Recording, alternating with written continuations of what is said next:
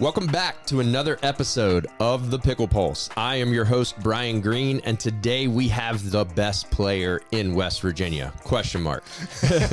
Big question mark. Yes. No, I really think he is. Today we have Steve Emmons. Steve is a certified teaching pro as well as a senior pro. Steve has gold medals here, there, everywhere. If I'm in his bracket, he's happy to see me. And he's one of those guys that will smile the whole time he's beating you. And off the court, he's great, but on the court, you don't want to see him. So let's welcome Mr. Steve Emmons. What's up, dude? Thanks, Brian, man. Glad to be here. Glad to be here. How was the commute in from West Virginia? Yeah, first, it is West Virginia. A lot of people think it is Western Virginia. It is a state. It's been a state since 1863, right? So it was 90 minutes, and we were going the right way, so it was all good. Nice. You hit some heavy weather, though, right? Yeah, a little rainy out in Winchester area. Yeah. We had it down here, too. Yeah. It's not fun. I was in D.C. at my trunk show. It's like the biggest sale of the year for us. Right. And it's awesome. I was down there working hard and hustling, but getting out of D.C. at like 3, 4 o'clock and getting here is brutal. Tough. No doubt. Especially on a Wednesday when everyone's back to work. So all you commuters, stay home. Stay home. There you go. Well, today we're going to talk pickleball. Okay, let's do it. And I think I met you 2, maybe 3 years ago, but I'm going to go with 2. And when I did, you were playing at a higher level, and I was like, I want to play like Steve Emmons. But how did you find pickleball? Were you a tennis god like all the other guys that transitioned over, or? Absolutely not. Okay. I played a little bit of tennis recreationally when I was a teenager and in college. And I think I was okay. I don't know. I never played on an organized team. I didn't play in high school. But my main background is table tennis. Oh, okay. So when I was 14, I played in just a rec tournament. We had a table in our basement, right? Okay. So I went to the rec tournament locally out in West Virginia and met a couple guys there that actually played Olympic type table tennis. Okay, right? so you guys were geeky enough where you're getting the wild paddles with the rubbery feel that spin the ball like crazy, and that would be correct. Okay. And this would have been 1983, 84, around that area. Oh wow. And okay. that's when table tennis first became an Olympic sport. Okay. So there was a lot of money being thrown into it. I started going down to Columbia, Maryland to play in tournaments every month. Got coached. By the time I was 16, I was training at the Olympic Training Center up in Lake Placid, New York. Wow. And I won an AAU national title as a 16-year-old. No way. Yeah, way. Okay, so I had heard came from somewhere, man. I had heard the table tennis background, but I didn't realize it was that elite. Yeah. Okay. Yeah, I ended up winning 8 West Virginia state championships. Wow, congrats, dude. That is amazing. And this is why you do not want to engage Steve at the net. You can try. It's all good.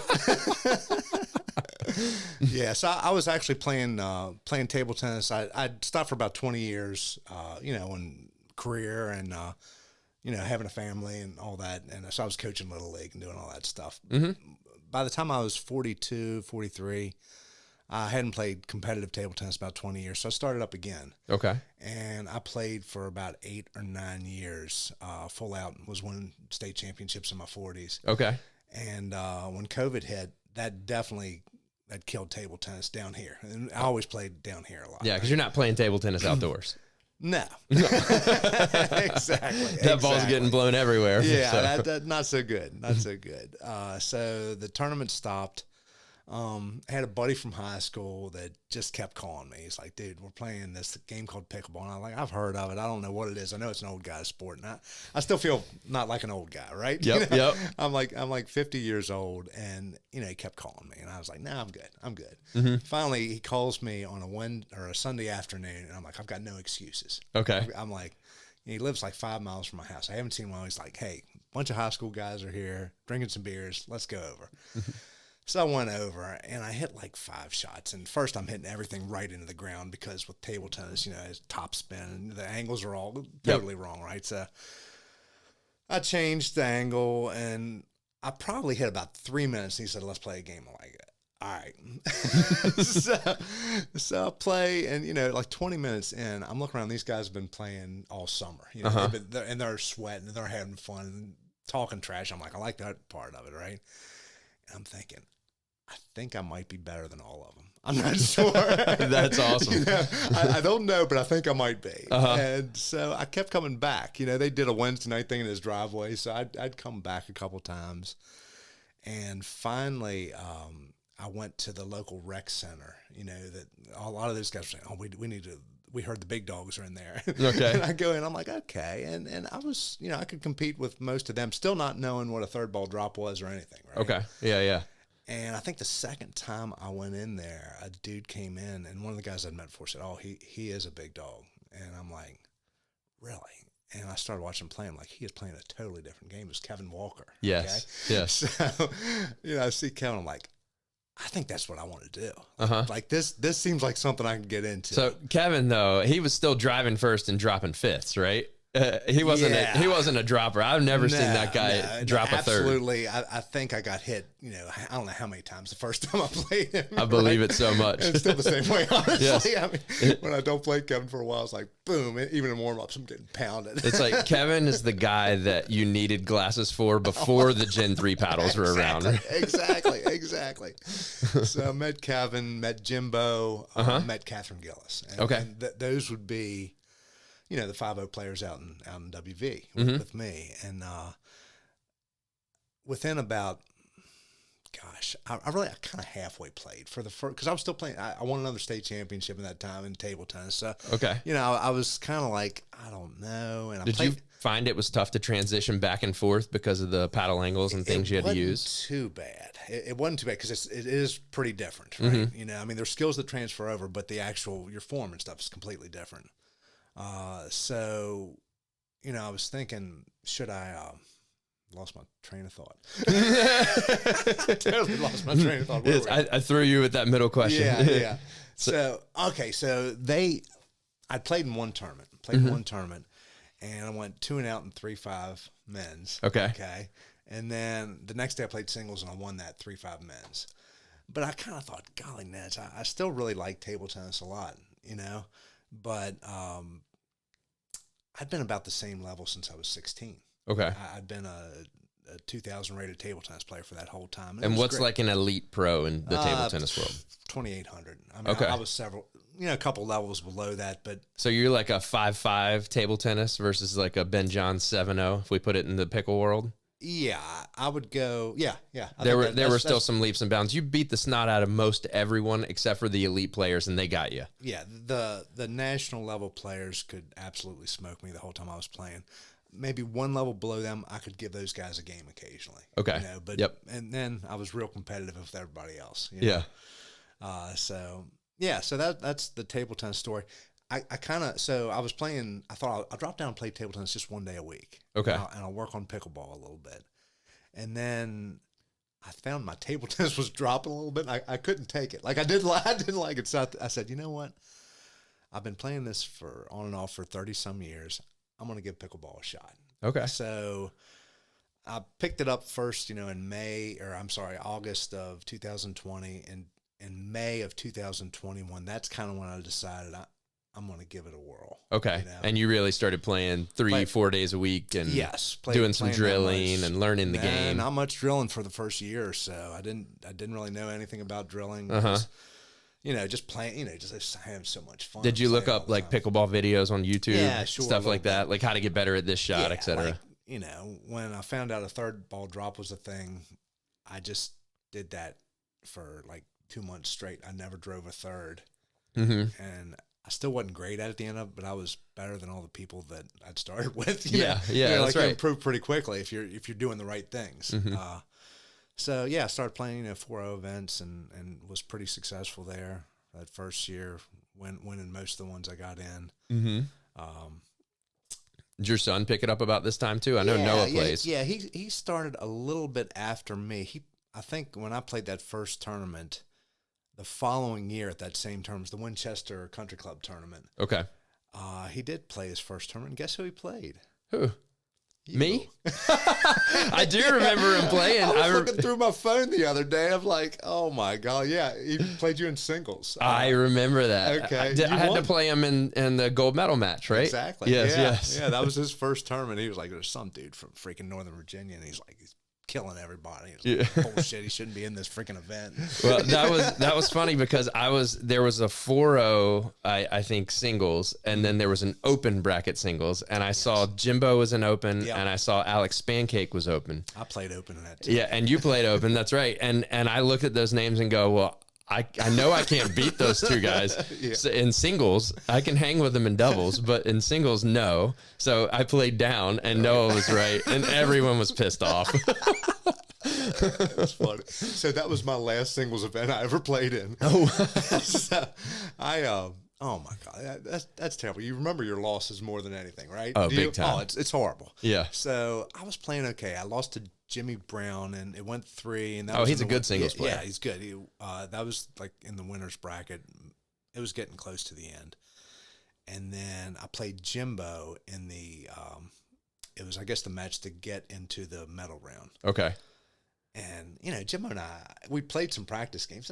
And Jimbo's better than me. He's 20 years younger. Right? Yeah. So I'm up 14-11. Okay. Wow. Okay. And I'm like, he called a timeout. I served out on the next and never got my serve back. No. Oh, I remember like it was yesterday. It still pisses me off. Does he ever give you a hard time or bring it up again? He's too nice. Jimbo's too nice, man. He would never say that, but it's like it still burns. And I was so tired the next day that I'm like, I played doubles with Ava Kali's dad. Her dad's Dave, who's one of my main practice partners the first couple years I played. And I'm like, okay, I'm going to play left and act like I'm big, but I cannot move. You take everything. And we won. It was 4-0. We won. So. Oh, love it. Love it. It's funny. Oh, my God. Well, it's one of the things that I love about pickleball is that for guys, I'm 44. What are you, like 52?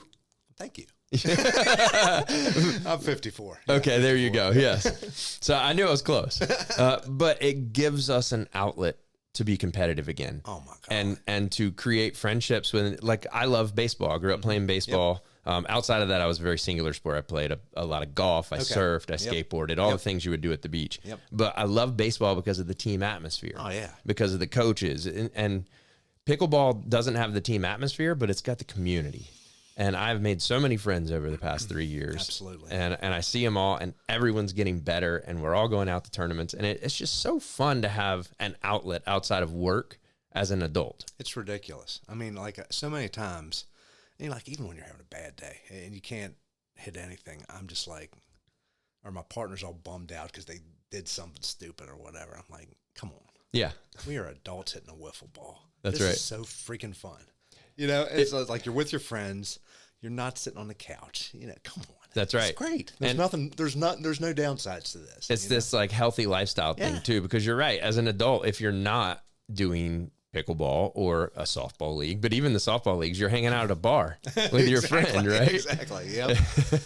So yeah, healthy lifestyle is definitely a win, and the game is just so much fun because you can always get better, and there's always someone that is better than you. Is what I'm finding out. As soon as I feel like I'm good, I get smacked. For sure. It humbles you. It humbles you, right?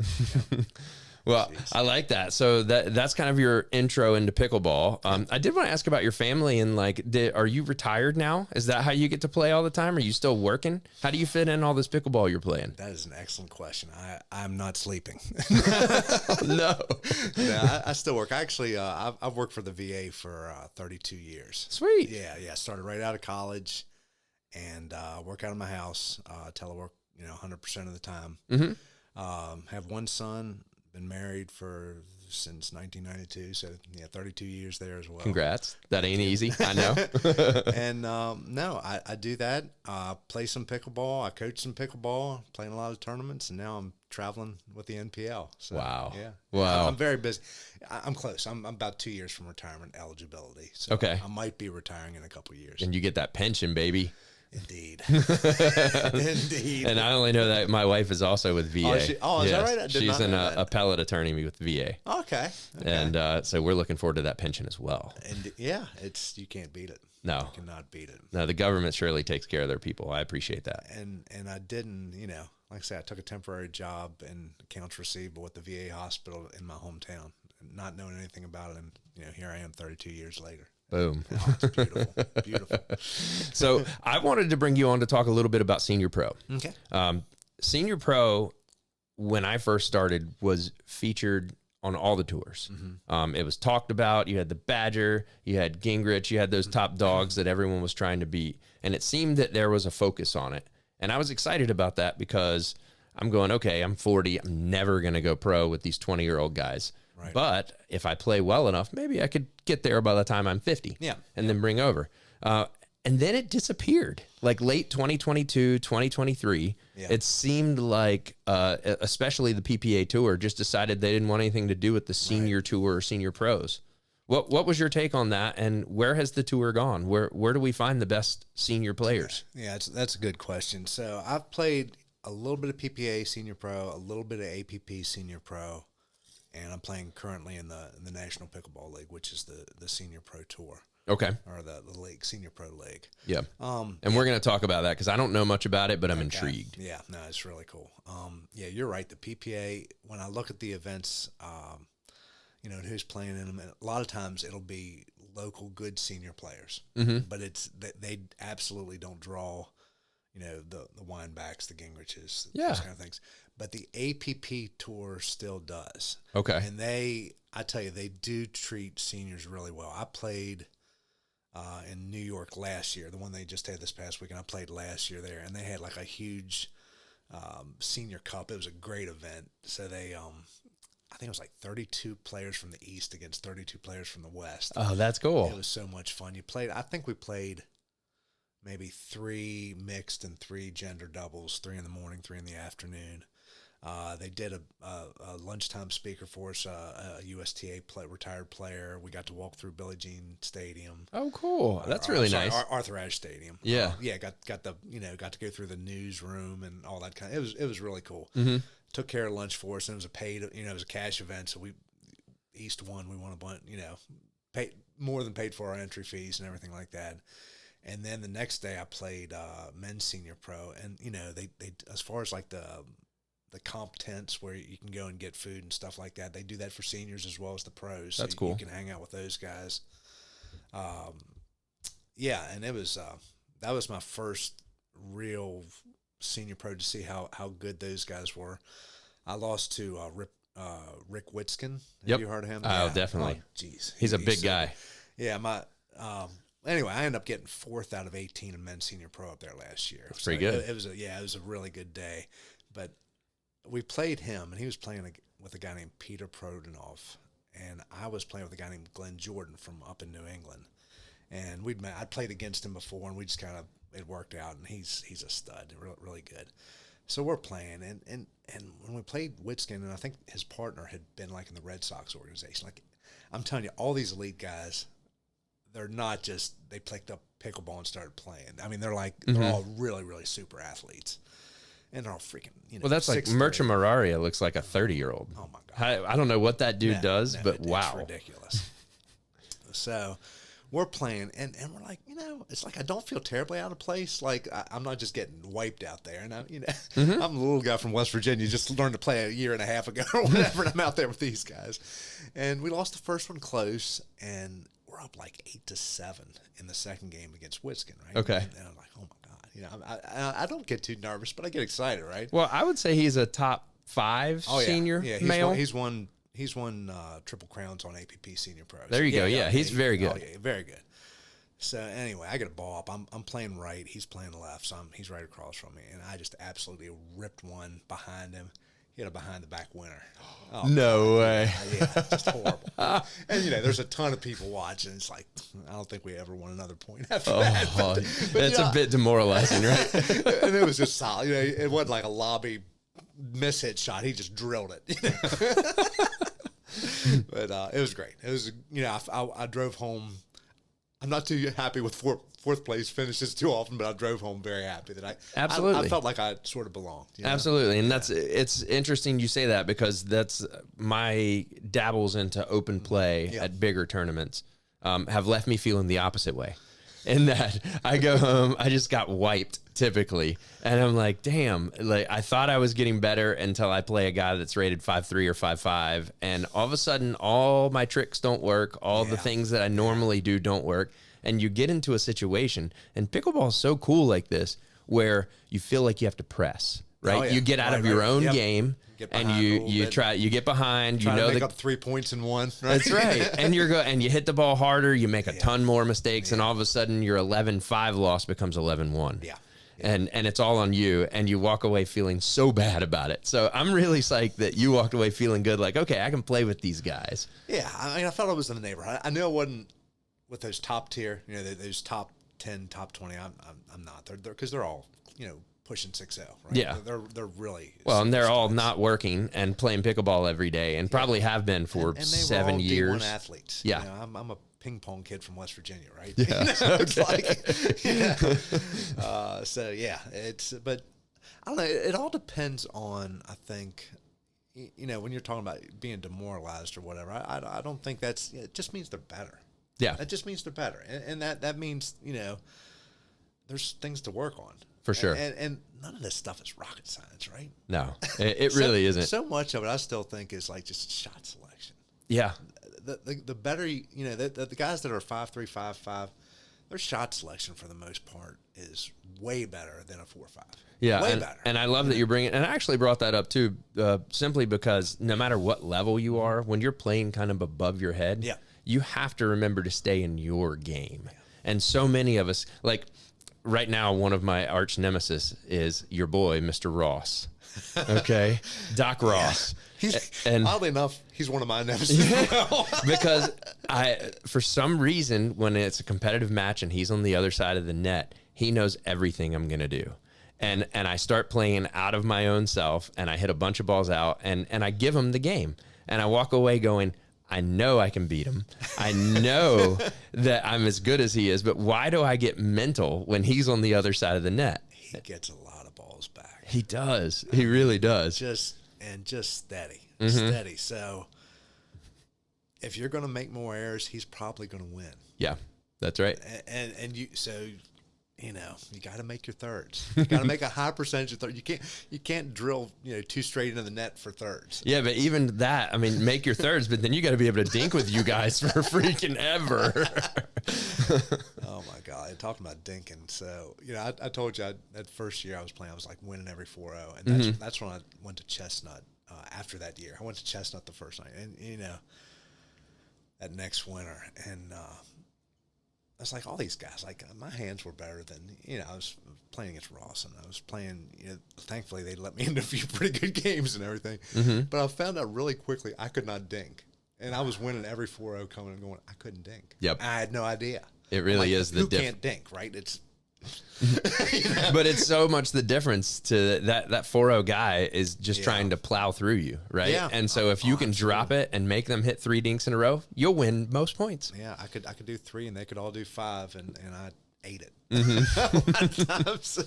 So I went home from that first night and I'm like, okay, all right, I'm gonna, and I tried to clean up. I didn't even know I had like footwork errors or positioning errors, things like that.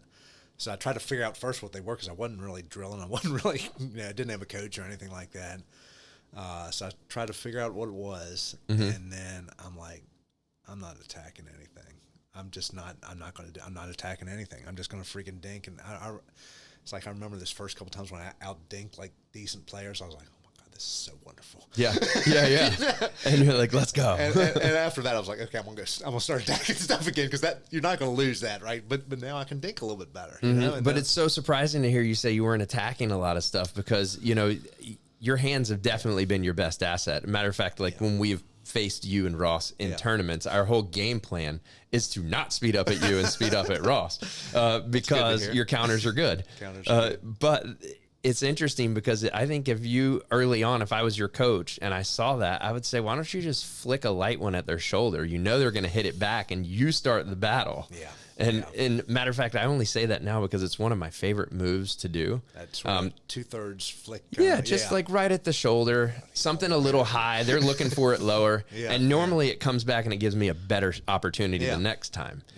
Until you get into the 5-3, 5-5, and then they smack it real hard at you. It's like, no doubt. So would you like to talk about our first meeting in a tournament? Yes, let's do that. I love that. I bet you would. I remember it. That's my only win against Ross ever. Is that no, it's because of me, probably. No. Oh, crap. Yes, no, that was Winchester as well. That was Winchester. I think so.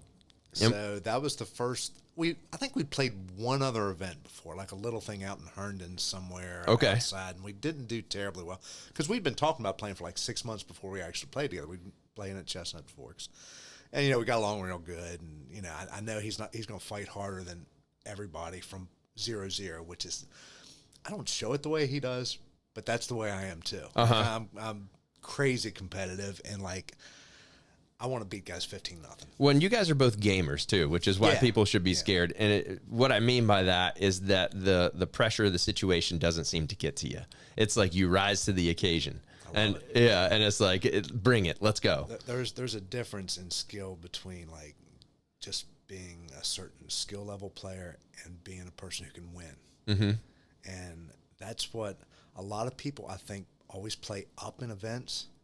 And I don't think that's always the right thing to do. I think they need to learn how to win. Yeah. You need to be able to, if you're a 3-5 player who knows, athletic, like I'm going to be a 4-5 at some point. But you know what?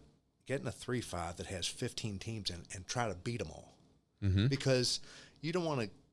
You want to be able to win under pressure. Well, and you learn things in those games too, like what works at lower levels, what the better guys were doing well, how you won. And and I've made that point, and I told a story on last pod or 2 pods ago where I played up with James Broker. And man, that's what I learned is I want to earn it more so than like have a guy that's so good playing with me, and then it that puts being you. Said, if he asks you again, do it. Oh yeah, 100%. No, he won't, Steve. He won't. Man, I got to play with him a couple months ago. It's fantastic. Anyway, back to Winchester. To Winchester. Here we go. We're chasing cats here. Yes. So first round, Ross and I are playing our first sort of real tournament, and it's 4-5, I think. Yep, that's right. It was 4-5, 35 plus. 35 plus, and we draw U and G, right? That's right. First round. And G and I are like, damn it. And we're like, whatever. Well, I mean, on paper, we you should have won. We're good. You definitely should have. Yeah. We didn't get a game, did we? I think it went to 3. No, it did. I think it went to 3. That makes me feel a little bit better. But I just remember feeling like I was playing like crap, being nervous.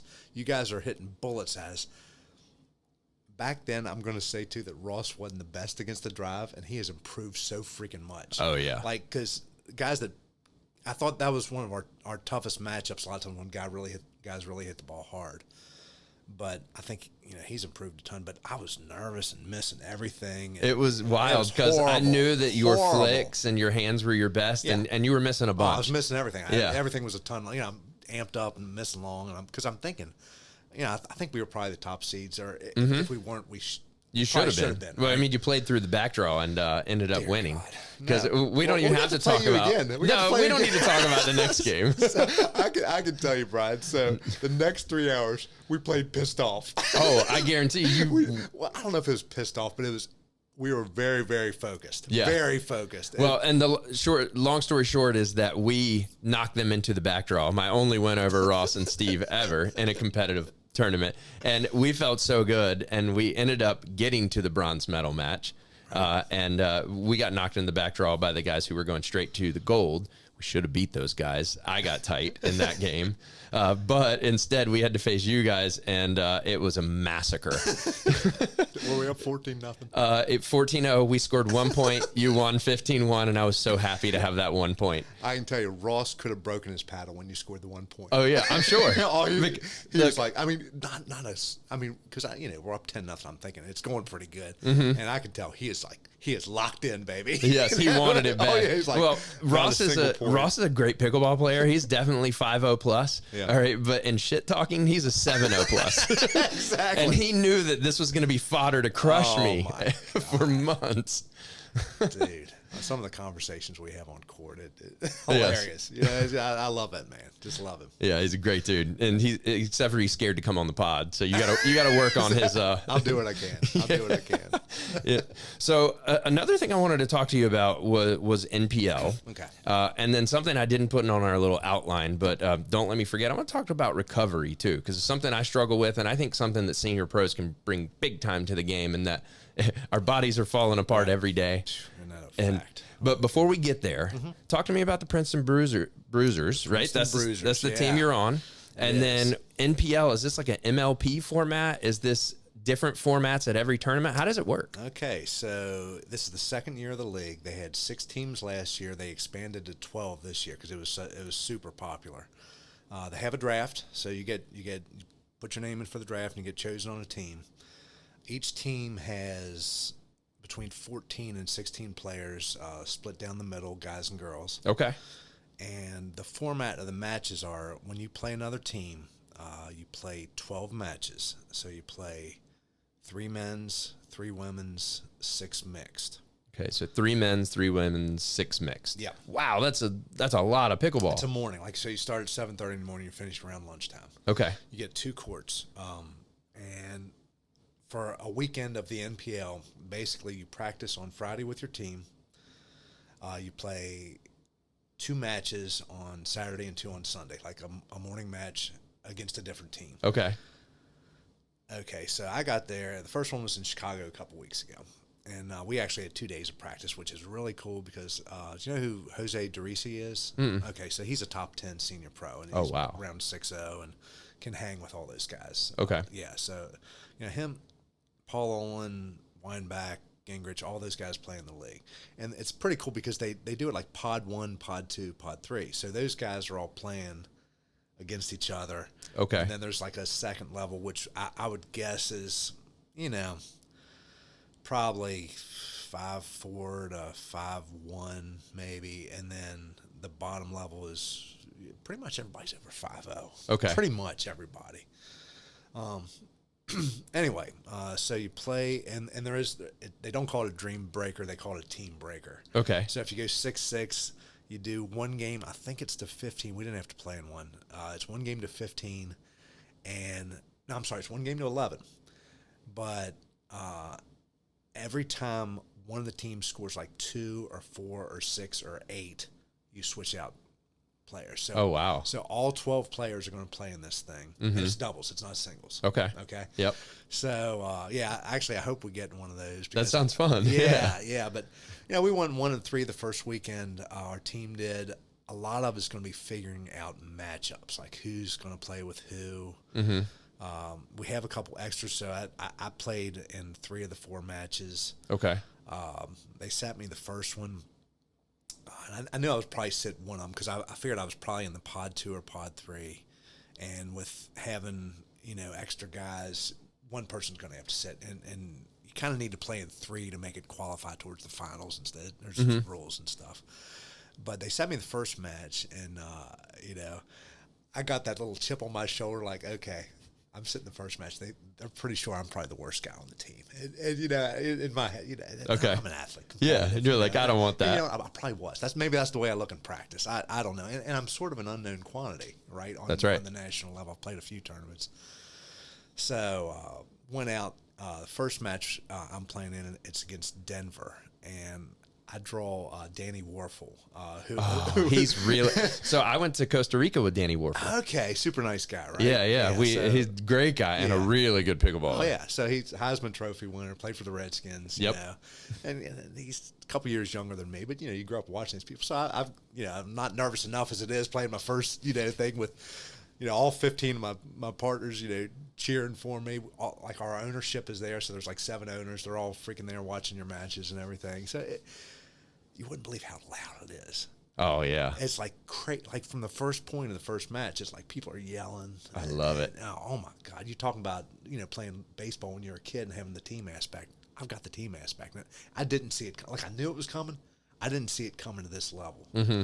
I mean, the whole weekend, I'm kind of an introvert, right? And I mean, it was loud, noisy from 7 in the morning till 6 in the evening. And I was like, oh my God. You get home and you're like, I need my room, my bed. Exactly.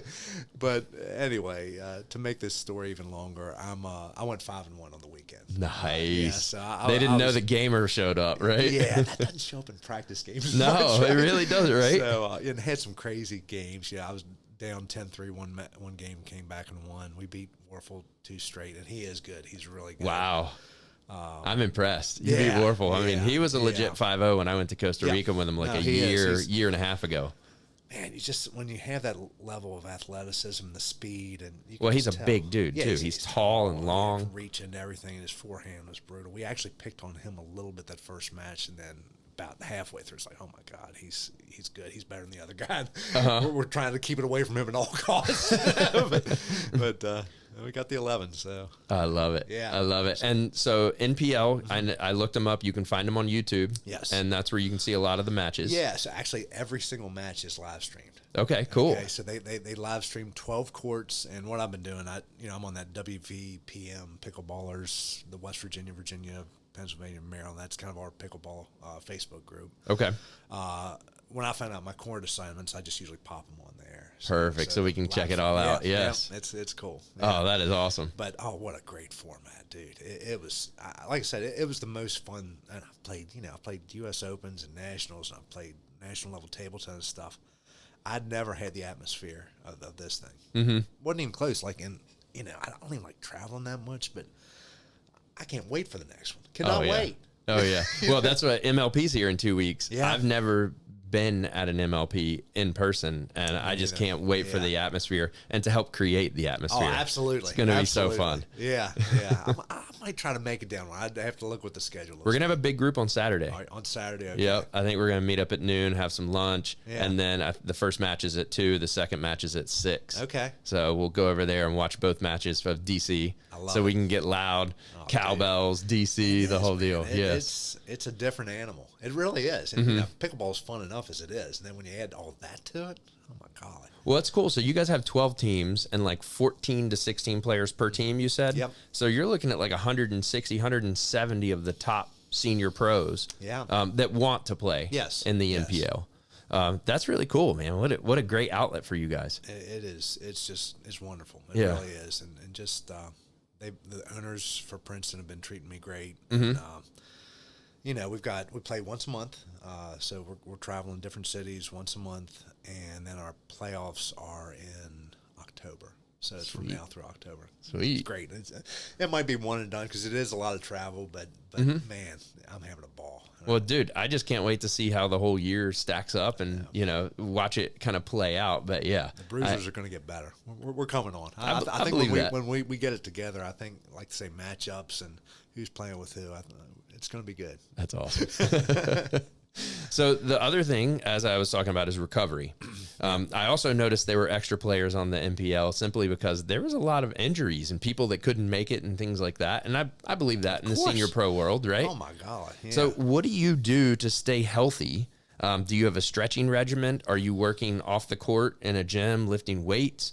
Do you take, I know Ross is big into like compression sleeves for his legs and like the massage guns and things like that. Where are you at on all that stuff? Yeah. I mean, I've got a gym membership, which I sort of use.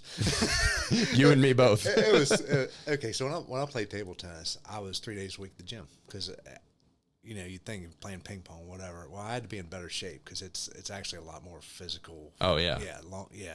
If you see high level table tennis, right? You're sweating.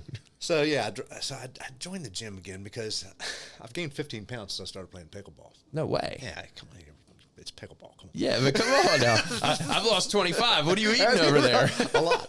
I ate a lot. Yeah. Now, so recovery. That's a good question, and actually just injury prevention. I think it has a lot to do with how much you play. Okay. And I think that's probably different for everybody.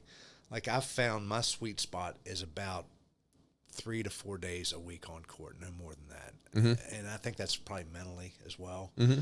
I think probably the older you get, the more intentional you have to be about what you're doing on the court. Okay. How do you mean by that? I mean, if I'm going to spend 10 hours, say, a week playing, Mm-hmm. I better make sure 2 hours of that is probably drilling. Smart. Yeah.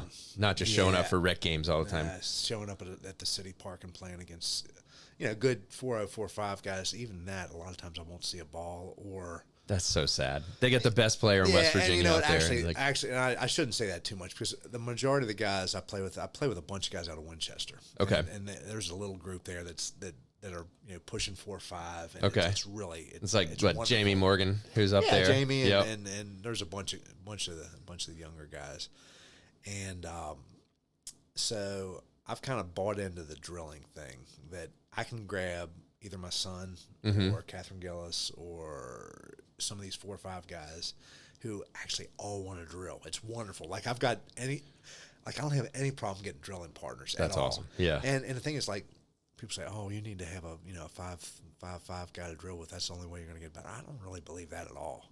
No, I disagree as well. Yeah. So I don't overdo the playing. I try not to play 3 days in a row. Do you cap it at like 3 hours of play or 3.5 or 4? Listen to my body. Just okay. listen to my body. If things start hurting a little bit, then I try not to overdo it. And it's hard because it's fun, right? Yeah. If you're having fun, and in the wintertime, I'm driving, right? I'm driving to Warrenton. I'm driving to Rockville. That's right. So you hate to go down there and 3 hours. Oh, I better stop now. Yeah, that's right. There's like every match is good. You want to keep going. Well, that's funny. Well, when I first started playing, I would play for 4 hours at a time, or longer, and not stop. Yeah, I wouldn't stop. And I wouldn't listen to my body, even though my game's probably falling apart. But I heard a podcast with Riley Newman, probably a year and a half ago or so, where he said he caps out at 2 hours of play. Yeah, typically, because he says after that I'm just developing bad habits. Bad habits. That's a good point. I've never really thought about it that way, but that's the truth. I mean, now the other thing about that, and I do like this sometimes. Sometimes if I am actually dragging, I'll say, okay, whatever my next 2 games are, I'm going to play them like it's a gold medal match because I'm going to be this tired. That's right. I like that. Of it, right? So that I think there's something to that too. For sure. But that's making things intentional. You're just not out there whacking balls. You work on things. You work on communication with your partner. You can do different things in rec play. But man, people who aren't drilling, I know it's drilling, whatever. Yeah, but you really should. Well, if you're going to get over 5-0, you're not doing it. If you want to get anywhere quicker, that's the way to do it quicker. Yeah. And I don't know. I drilled probably 60% of the time in table tennis. So that was, but when I first went to pickleball, I didn't drill at all. First year and a half, Kevin Walker was the first one who said, "Let's get together and drill." And I'm like, oh my God. So we did it. I wanted to throw up the first time. I was so tired. Like, That's right. He's wearing my butt out. And it's hot out. And, anyway. So after you're done playing, do you have so I know my buddy Steve Rose is a senior pro out of South Florida. Okay. Awesome dude. But I know he has like a stretching regimen. Like first thing he does every morning, he does like 15 minutes of stretching, and the guy just moves. He's 60 something. He moves really well. Yeah. And it's something if I've got an ailment, and my ailment usually is my back. Okay. Lower back? Yeah, lower back. Yeah, you and me both. Yeah, it's brutal. Something about the pickleball position that really stresses that, right? And knock on wood, it's actually I've been pretty good for a while now. I haven't I don't know if I've ever dropped out of a tournament because of it, but I've definitely had quite a few issues. So when I'm having, or even if it's a little worse than normal, I'm really good at stretching in. Okay. And then as soon as I feel good, I'm like, I'm good to go. It's awful. You and I are the same guy, Steve. It's so funny. It's not good. Not good. Like, I'm so intrigued by the ice baths and all the things that people do, but I just haven't gotten there yet. Yeah, I tell you, the one thing that I do use all the time is that freaking massage gun. Yeah. And that's one thing I like. And probably even for younger people, like I see people, particularly say you win the winner's bracket. You won your winner's bracket. You're always sitting for like an hour and a half, no matter what. Yep.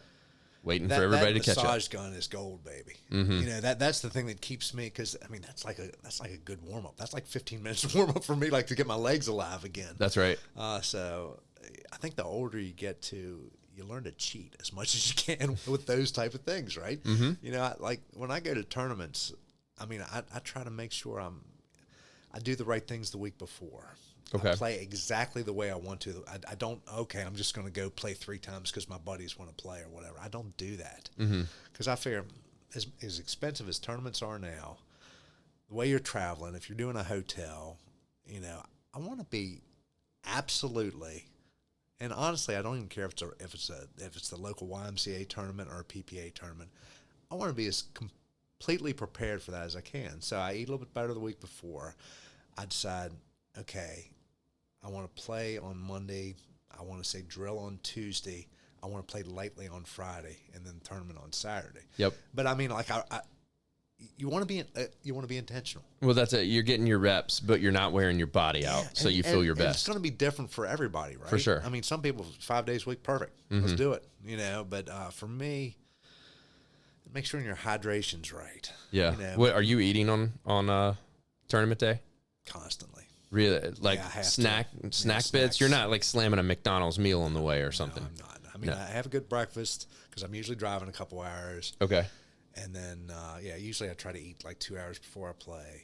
And then I do eat constantly. I've had trouble in the past with like cramps and stuff like that. Okay. So I've got the hydration. I use Jigsaw. You know, that seems to work for me. What are you eating that your body likes as you're doing heavy activity? Like I figured out these little trail mix packs work really, mix packs, really good. I like mixed nuts. That's kind of a go-to. I've started eating a little bit more fruit while I'm playing. Like that it goes down easy, and plus you're getting hydrated while you're doing it too. That's so right. I usually get grapes or blueberries or whatever. Like they have that, and then usually try to do those little mini Cliff Bars or whatever. Okay. And really try to just I do the I used to run ultra marathons. So Okay. I got using those gels. I'm glad you said that because I've been intrigued by those. You find because they have gels and they also have them with caffeine and some other stuff as well, so right? I think those seem to be the quickest acting. Okay. For energy. Okay, I got to get some of those. Slow. Yeah, and it takes 10 seconds to eat one, and digestion's really not a problem with those. So yeah. You and I are very similar. We're eating like nuts and Cliff Bars and stuff that my body is used to at this point.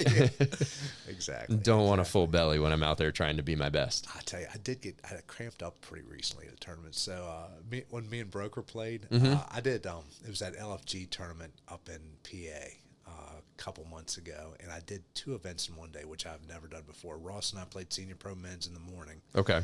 And thankfully it went quick. It was like 3 or 4 matches, won. Yep. And then we sat around till like 6 o'clock at night. Yeah, and you guys did the mixed age thing. Dear God. And then I love mixed age, by the way. Please, Ron. More mixed age. Yeah, exactly. More mixed age. I love that thing because I can get pretty good partners, right? Yeah, that's right. It was beautiful. So we started like at 6:30 at night after I'd played in the morning, and we finished after midnight. But I cramped up in the, I guess it was the winner's bracket final. Okay.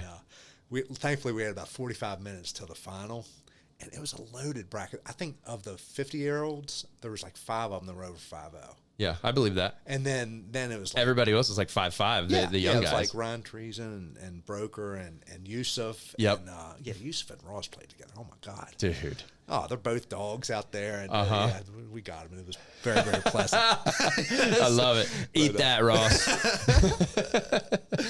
But, I cramped up. So in between when I started cramping at the end of the one match and the finals, I swear to goodness, I probably ate maybe a third of a bottle of mustard. It was horrible. It was so bad. But you know what? Because usually once you cramp, you're kind of screwed. And that fixed it though? I did that. Ate as much salt as I could possibly with whatever was around, and then drank a ton. And I got one little cramp, like right when the match started. I'm like, you got to be kidding me. I tried not to show it or anything, and then it kind of held out. And of course, we lost the 2 out of 3 and had to go to 15, so it was 4 games or whatever. But we won, so it was a good day. But I don't know if I'd ever do two events in one day again. That's a lot. But that is a lot of tournament pickleball too. Yeah, because it was ridiculous. You're playing as hard as you can at every point. That's it. And that's a lot different than rec playing and at the park. Yeah, smoking and joking, having some fun. Exactly. Nice, man. Nice. Well, it's good to hear that a guy that moves as well as you and plays at a high level isn't really doing that much to take care of his body other than eating healthy, like the things that are easy to do. Exactly. Yeah. Yep. So There's hope for me because I'm that same guy. As much as I don't want to be, but it does take like a level of what intentionality to say I'm going to wake up and do yoga every day or whatever it is. And, I mean, this is probably, but I was 10 years in a row. I went to the gym very regularly when I played table tennis. So that's in my head. But honestly, I think a lot of it's just time right now because I'm still working and then I'm coaching, right? Yeah. So it's, I don't know if I can add another thing into my regimen right now, right? You know, it's a lot. I get it. Well, I'm glad you brought that up because I kind of want to end it out here on coaching. You're a certified coach. I am. Who do you work with? Do people find you? Do you do clinics? Like what does that coaching world look like? That's a good question. So I got certified last March. I mean, not this year, but last year. Just out, actually, do you know who Eric White is? Works for Yola. Oh, yeah. Actually, I have talked to him. Oh, yeah. He's a freak show. Good guy. And we talk because I used to use a Yola paddle, right? Anyway, so we talked about it, and he's like, dude, he goes, you got to go ahead and get your certification. We'll do a clinic together because it's great.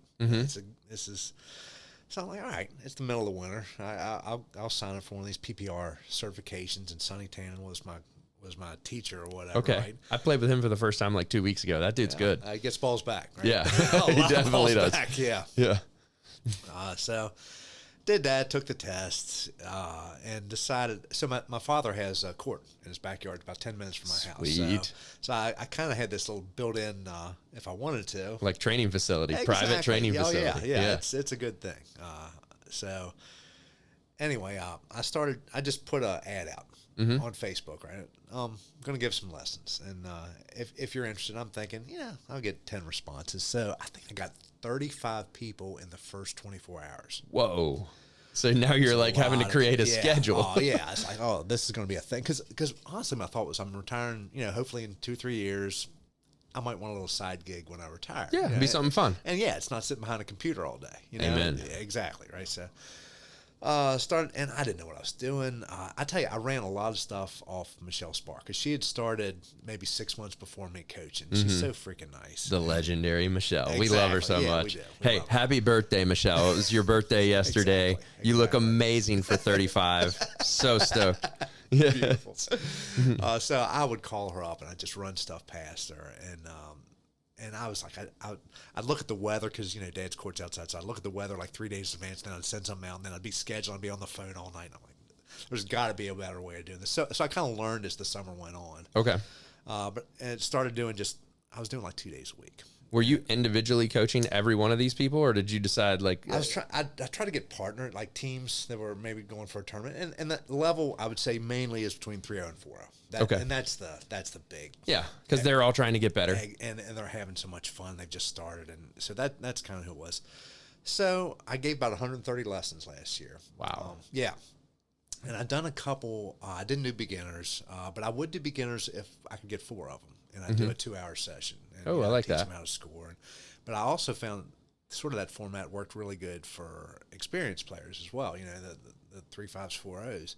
If I do 4 hours, I do between 45 minutes and an hour of skills and drills, and just trying to clean up little things in their game because most people don't practice anything. And I think between 3-0 and 4-0, you're having a lot of fun with the game, but you're not very thoughtful about the game. Exactly. Right. And so you have to learn court positioning. You have to learn the best shots and the situations. Shot selection, baby. Yeah, I'm telling you. it's huge. Yeah, so I'd started doing these little 2-hour, 4-person clinics, and that was kind of like that worked really well. I thought people got their money's worth, and it was a little bit easier on me, right? Yeah. I'm not hitting balls the whole time, mainly just talking. I'd come in and play a few points with them or whatever.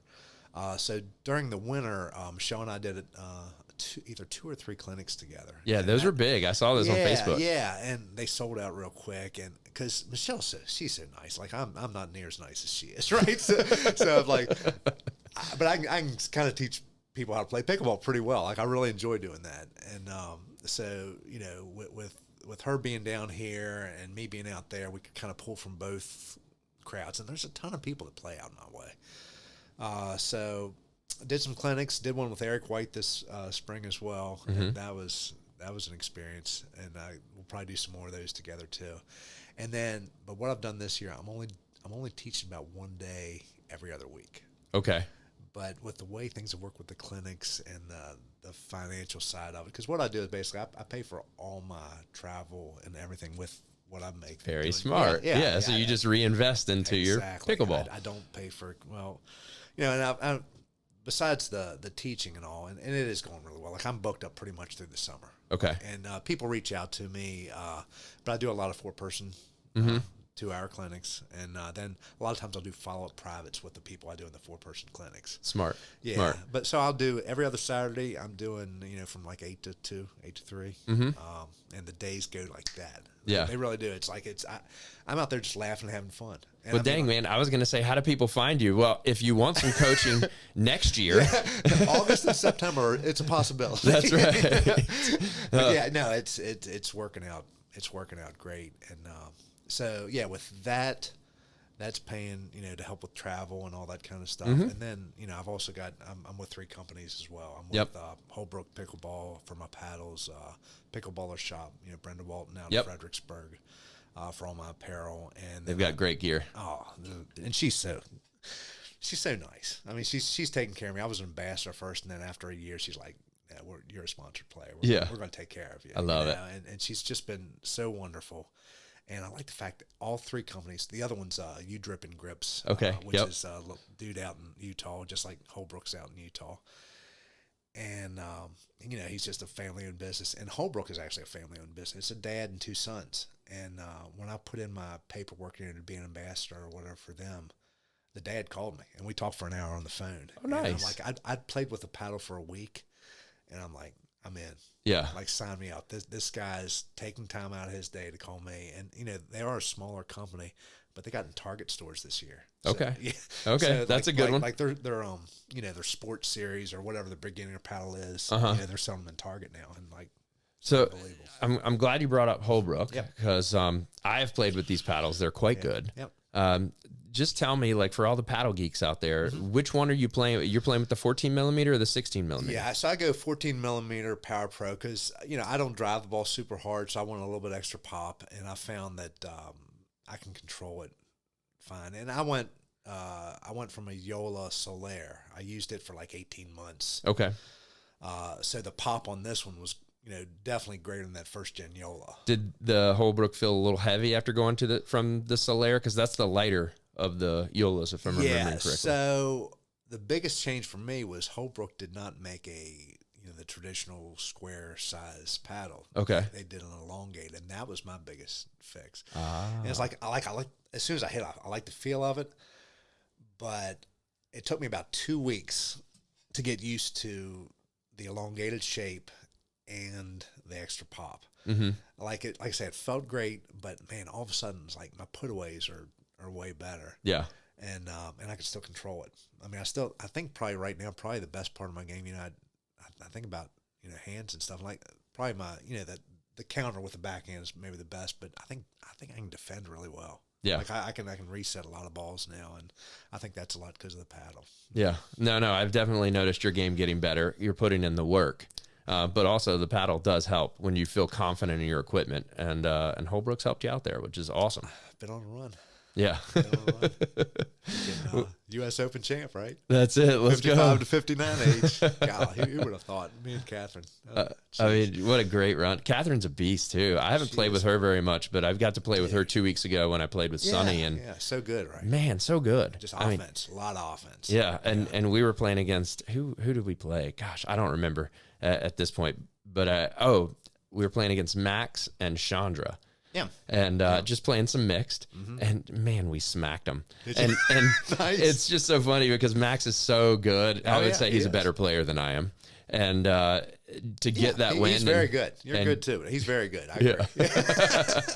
And to get that win over him definitely felt good. But it was all Catherine. She was so solid.